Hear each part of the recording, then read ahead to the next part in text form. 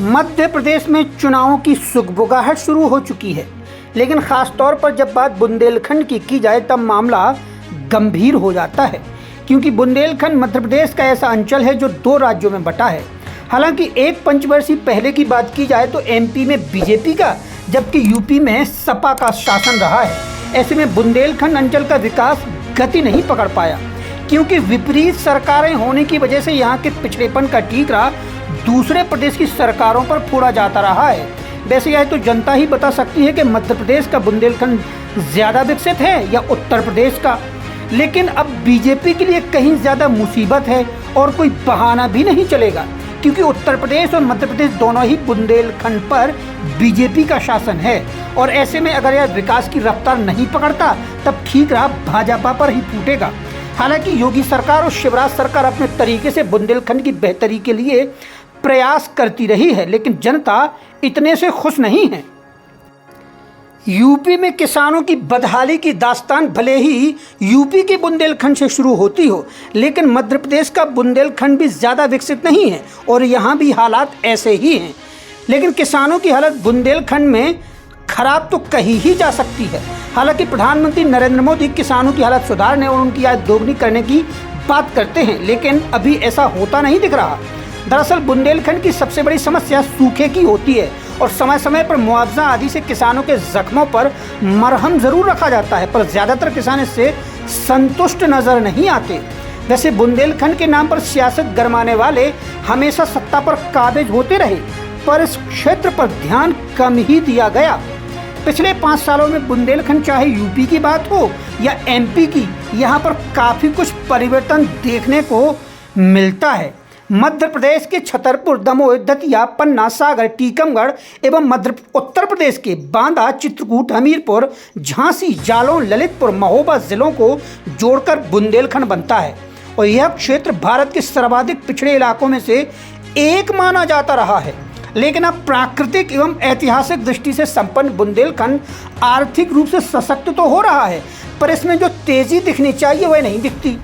रोजगार के साधनों के अभाव तथा कृषि पर अत्यधिक निर्भरता के कारण यहाँ के गांव के लोग पलायन को आज भी मजबूर हैं। यहाँ औद्योगिक विस्तार के साथ कृषि उत्पादकता भी अन्य राज्यों की अपेक्षा कम है। बात चुनाव की करें तो मध्य प्रदेश में विधानसभा चुनाव के लिए प्रत्याशियों की सूचियां जारी हो रही हैं। पार्टी के नेता और अन्य निर्दलीय प्रत्याशी भी ताल ठोक रहे हैं और बुंदेलखंड के विकास की बातें करते नजर आते हैं, लेकिन उनमें कितनी सच्चाई है यह किसी से छुपा नहीं है। देखा जाए तो बुंदेलखंड की पहचान जाति आधारित राजनीति के गढ़ के रूप में जानी जाती है और राजनीतिक दल भी इस आधार पर रणनीति तय करते हैं। किसी वर्ग या जाति विशेष की संख्या बल के आधार पर प्रत्याशी का किसी सीट पर चुनाव किया जाता है ताकि सीट को जीता जा सके, लेकिन जनता को यह समझने की ज़रूरत है कि बुंदेलखंड की बेहतरी के लिए ऐसे जनप्रतिनिधियों को चुनने की आवश्यकता है जो क्षेत्र में आर्थिक साधनों के साथ साथ सामाजिक अवसरों का विकास कर सकें। आज विभिन्न नेताओं और पार्टियों द्वारा रिबड़ियां बांटने का कल्चर जोरों पर है।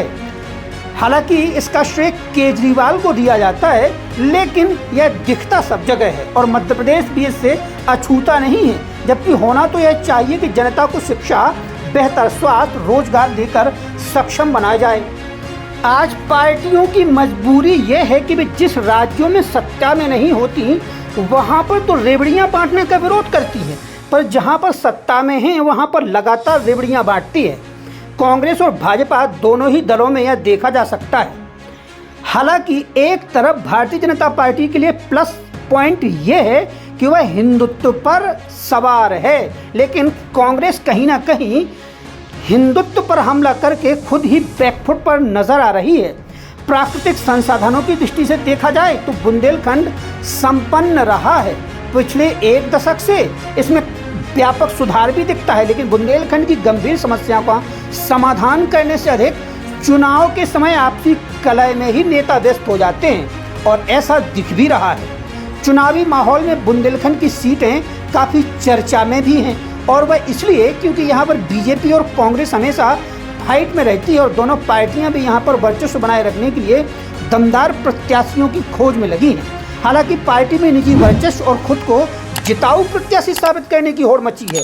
और यही वजह है कि जिन सीटों पर किसी प्रत्याशी की घोषणा हो चुकी है वहां पर प्रत्याशी बदलने के स्वर भी उठ रहे हैं, और जहां पर प्रत्याशियों की घोषणा नहीं हुई है वहां पर हर एक दल से कई प्रत्याशी ताल ठोक रहे हैं। वैसे बुंदेलखंड में गंभीर मुद्दे चुनावी राजनीति के समय उठाए तो खूब जाते हैं, पर राजनेताओं के लिए केवल चुनाव जीतने और खुद को राजनीति में स्थापित करने का सुअवसर नजर आता है। और किसी पार्टी का कार्यकर्ता या नेता होना किसी लिहाज से मायने नहीं रखता, बल्कि दल बदल कर अपनी वैचारिक राजनीति बदल लेना कई नेताओं के लिए साधारण सी बात है और बुंदेलखंड में दिखता भी है।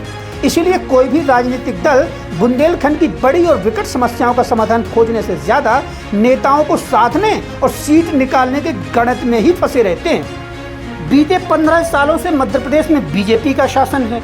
हालांकि 5 साल पहले कमलनाथ सरकार सत्ता में आई थी और ज्योतिरादित्य सिंधिया की उलटफेर की राजनीति की वजह से बीजेपी को फिर एक बार मौका मिल गया था।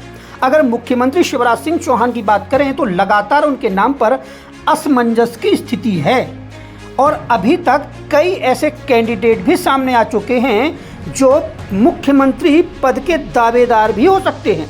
हालांकि बीजेपी आलाकमान तो कह चुका है कि वह शिवराज के चेहरे पर ही चुनाव लड़ेगा, लेकिन बीजेपी हमेशा अपने फैसलों से चौंकाती है और चुनाव के बीच स्थितियों के आधार पर वह क्या निर्णय ले सकती है यह देखने की बात होगी।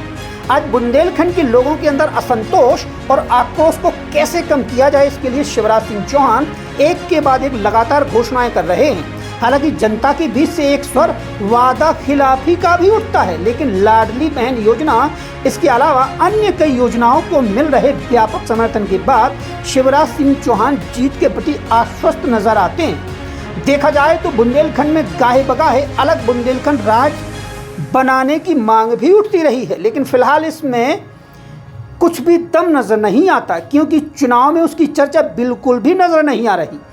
इतिहास पर गौर करें तो 2014 के लोकसभा चुनाव में झांसी से बीजेपी उम्मीदवार उमा भारती ने अलग राज्य के गठन का वादा किया था, लेकिन 5 साल बुंदेलखंड राज्य बनाने की दिशा में कोई पहल नहीं की गई। बुंदेलखंड के नेता ना तो ऐसी मांग ही कर रहे हैं और ना कहीं से वह स्वर उठ रहा है, और अन्य मुद्दों के इर्द गिर्द ही फिलहाल चुनाव देखने को मिल रहा है। वैसे चुनाव की हकीकत क्या है और आम जनता मुद्दों के आधार पर किसके साथ है और किसके खिलाफ, इसको लेकर हम ईमानदार और असल कवरेज करते रहेंगे। बने रहिए हमारे साथ।